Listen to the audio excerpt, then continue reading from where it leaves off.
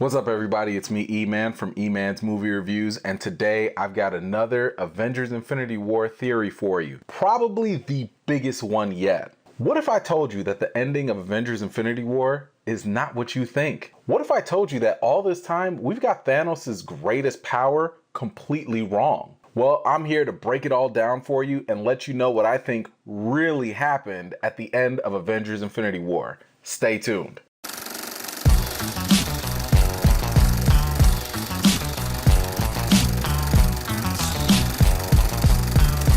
If you haven't already, please go ahead and click on the subscribe button, and while you're at it, click on that little bell too.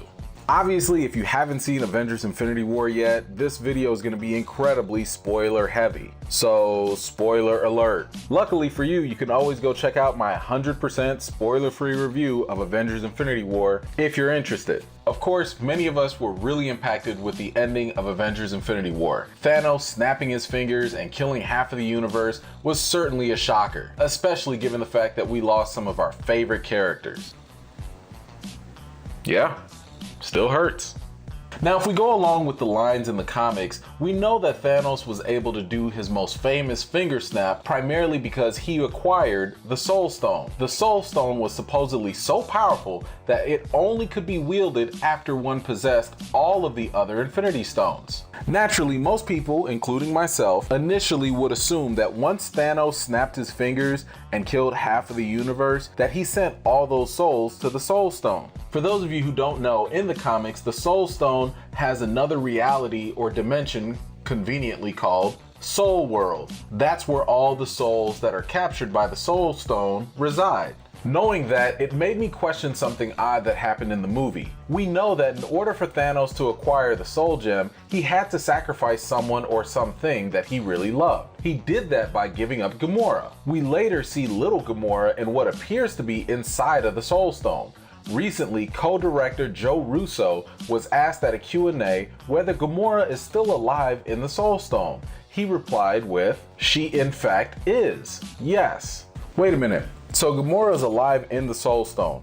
But what about that time that Thanos went in and started talking to her? Was he in the Soul Stone too? Director Joe Russo goes on to confirm that Thanos was indeed in the Soul Stone when he said this. Yes, it's implied that it's the Soul Stone. It's all orange around. Then he's inside the Soul Stone with the amount of power that it took to snap his fingers. He has this out-of-body experience. When he goes inside the Soul Stone, he has this kind of conversation with the younger version of his Gamora. While it's great to know that Gamora is still alive in the Soul Stone, this does raise some bigger questions that just have not been answered. Like, why was the Soul Stone so empty with only Gamora in there? If Thanos did go into the Soul Stone, and if Gamora is the only person in the Soul Stone, then what the hell happened to all those billions of people that disappeared after Thanos snapped his fingers? Let me bring something very interesting to your attention. One of the screenwriters had this to say. Avengers 4 doesn't do what you think it does. It is a different movie than you think it is. Also, the deaths are real.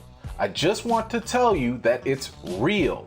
And the sooner you accept that, the sooner you'll be able to move on to the next stage of grief. Now, before I get into why that is a very significant quote, let me just come right out and tell you what my theory or prediction actually is. I no longer believe that when Thanos snapped his fingers, that all those souls traveled into the Soul Stone. Rather, I believe that Thanos evoked one of the greatest abilities of the Infinity Stones, and that is to create his own reality. And not just any reality, a universal reality. Okay, check this out.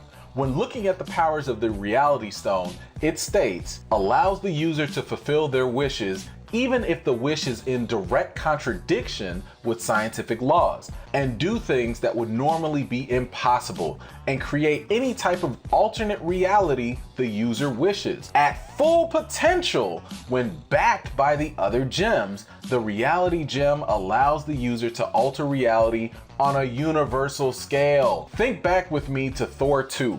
The Reality Stone was only being used to convert matter into dark matter. Whatever. That's small potatoes. Fast forward with me to Infinity War. When Thanos first used the Reality Stone on that place called Nowhere, you know, where the Collector was, with only the Space and Power Stone, Thanos was able to control the reality of the entire area of Nowhere. If you go back and watch Infinity War, notice the scale of the reach of the Reality Stone at that time. He didn't just affect the small area where he had a standoff with the Guardians of the Galaxy. He did the entire area, which we later found out was covered in fire and ruin. Now think about the Reality Gem's power. Once Thanos collects all 6 stones, the full potential of the stone can now affect reality on a universal scale. So when the screenwriters were saying that the deaths are real, guess what?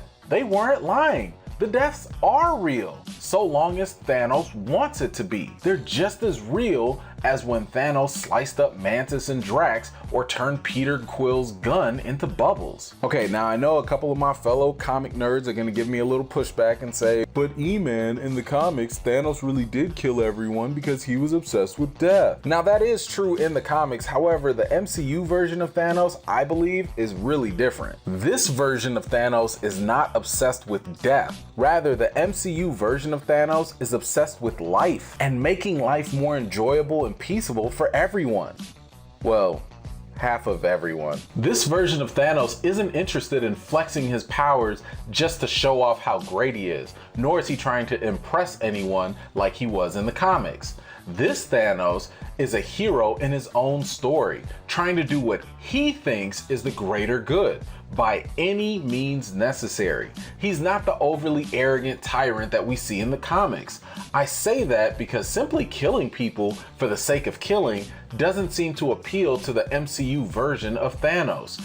All he wants is a sense of peace. And what better way than to literally create a reality that reflects his own vision? So yeah, that's my theory. Thanos didn't just kill everyone and transport them to the Soul World. All he did was convert half of the population to dust, the same way he converted all those weapons into bubbles. By the way, I don't really understand his obsession with bubbles. The only difference now is the fact that the Reality Stone is like way more powerful because all 6 stones are together, and he can create whatever reality he wants on a universal scale. So yes, the deaths that happen, they are real. We do have to accept that because that is the current reality. Obviously, we know that this won't be the permanent reality, of course, because we know many of the new characters will be coming back. I don't know exactly how they'll do it. Maybe in Avengers 4, there's gonna be some sort of time travel involved in some way, but I wouldn't be halfway surprised if the original Avengers find a way to defeat Thanos and we see that red effect disintegrating away